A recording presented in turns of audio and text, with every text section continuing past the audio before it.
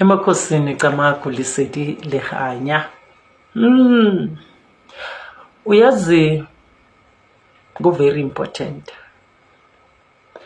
ukuthi nazi indaba ezinje, though kuzoba nje 2 cent engizoyifaka, ngeke ngingene kuyo kakhulu ngoba iningi labantu sebadepende kuyona. Believe me, abantu sebakwazi ukuzijabulisa. Abaningi futhi baloku bashadile, baningi baloku banaba ama boyfriend abo. You know iyenzwa yini lonto leyo? Ibuyela kulento bengikhuluma ngayo ukuthi ama relationships amaningi nemishado eminingi ihijackwe yini? Imithi. Ama South Africans niyathakatha. Uthathe nomuntu ongeke futhi akusatisfy nakusasa kodwa umthathe ngoba unani. Asiyeke ke leyo, singene kule. Uyabona uma sowazi ukuzijabulisa, it will be hard for next person ukuthi akujabulise. Ingakho iba addictive njenge drug. So uma i-addictive njenge drug and uma ufuna ukubona ukuthi so addicted kuyona, alishoni ilanga. And now into dangerous now, imimoya emibi they using ukuncanywa bathi your thirst yayo leyo nto, they're using that in as much as imimoya, you know ukuthi imimoya emibi ihamba kanjani. Uma ithi ngoku-explainele ukuthi imimoya ihamba kanjani, imimoya emibi, they know ukuthi inhliziyo yakho ekuphi. Once bazi ukuthi umuntu wamabhizinisi, inhliziyo yakho isemabhizinisini, bazoshaya khona. Once umoya omubi ungazi ukuthi udepende kuyo lento, so nanoma mhlazane ulethelwa izilwane imimoya emibi, ama spiritual husband la wenu, kuba lula for yona ukuthi uyiphevele way. Ngibuya kuphi? Ngisengikubuyisela kuphi ke manje? Sengikubuyisela enhlambululweni. Ngumhlambululi, ngeke ngikhulume nje inkulumo, ngeke ngikhulume ngenhlambululo. Kufana namaphupho, ungathi iphuphe la ngempela uhleli nje ungayenzi lutho, mawuphupha uthi ungqo. Hayi, baningi namhlanje abaphupha into obonayo ukuthi hayi le ngempela. Angithi ngeke ngayikhuluma, I don't think ukuthi kule app. Uma ngiyichaza ngithi bayingaki namhlanje abaphuphe imoto, imisebenzi, imishado kodwa ayifiki namhlanje. Umuntu uyiphuphe 10 years, 5 years back, a year back kodwa ingafinyeleli.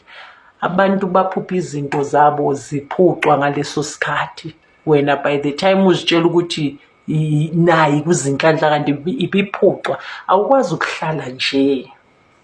So yes,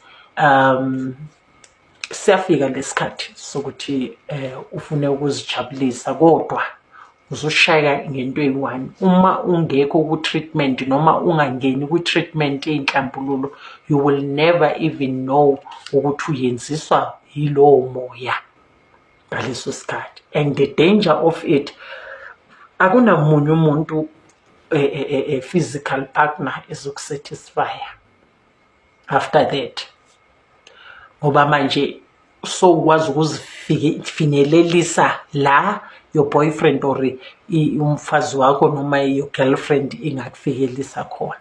So yiyo nje i-danger yayo. And again, yes, ngale kubodokotela besilungu ngento zesilungu is very important and healthy than ukuthi uzifake izinto. Nanku usikhakhani uthi faka lento indoda izokuthanda, uyoyifaka until when lapha? Abantu bavulekile namhlanje yiyo. So isave in a way yokuthi ungazitholulele nezwe, kodwa ekugcineni kwamele uzame by all means. Kancane ithi if uyenza throughout ilanga nelanga, if uyenza ilanga nelanga, then you are in danger.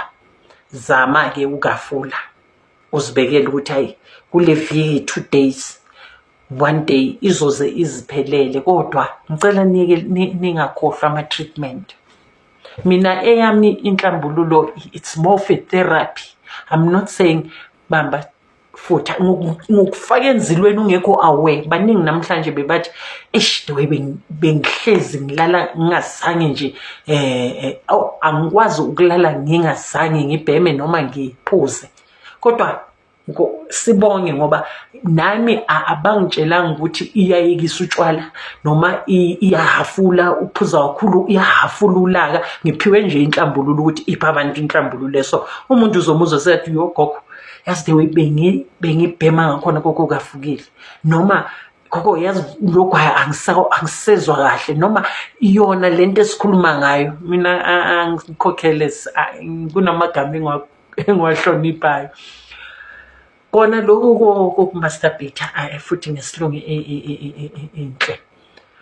Uma ujwayele ukuyenza ngithi uzodedwa i-treatment okuyo ngaleso sikhathi. So join isikolo sikamoya. Yebo siyakhanyiselwa. Yebo siyakhanyiselwa. Ngithi ungithole ngi-bright and light ngibukeka, so awukwazi ukungishiya ngi-drained ngawe. Hawu, kubalulekile ukuthi nami ngikwazi ukuphuza i-cold drink, ngidle i-chocolate, ngibuyise umoya. So i-very important le ndaba le, please zibhekeni nizidlisa ngey'lwane ningekho aware. Into nento idonsa umoya wayo.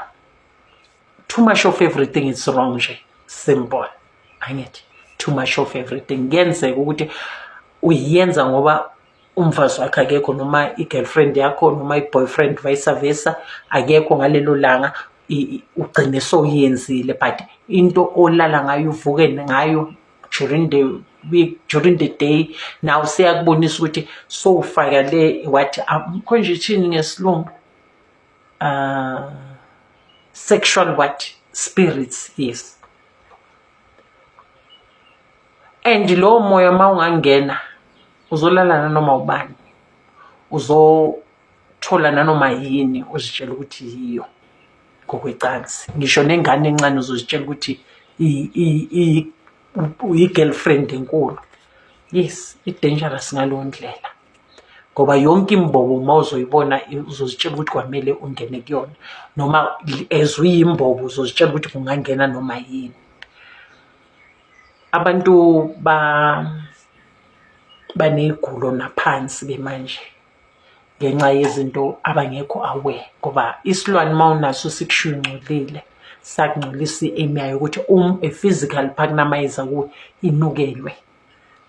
Mangala ukuthi kungani mara sengiyaphi ngenkulumo, kodwa ngikhulumile ngicedile. So basically yes, two chances is healthy, but too much of everything is wrong. And the danger yokuthi wena uyakhona ukucontrola your sexual vibe ukuthi ifinyelela kuphi, omunye umuntu ngeke asakhona. So kwamele ubheke izinto ezinjalo. We've got isikolo sikamoya that will help you spiritual therapy ngento nizithanda kakhulu ezizoceda le ncasa yenu. Emakosini akuyokhanya. Bese ngikhohliwe-ke, bese ngiyivalile ivideo. Now umbuzo lo mase ngizowuphendula nje in short, ungayilena le. Yebo uyawungcolisa umsamo, kakhulukazi makube 24/7, kusho ukuthi uyenza njalo, so addicted kuyona, iyawungcolisa ngoba angeke uzofocusa kuyo ukhohlwe izinto zikamoya noma ukukhuleka, ngoba yonke into, whether we are a Christian or Muslim, you must fast yonke lento. So iwungcolisa ngalezo indlela, ugcina ungasasithuli isikhathi sokuyenza izinto zakhona ngoba sowujwayele ukuthi yiyo ekhipha i-stress nani. So you need to face reality. Emakhosini.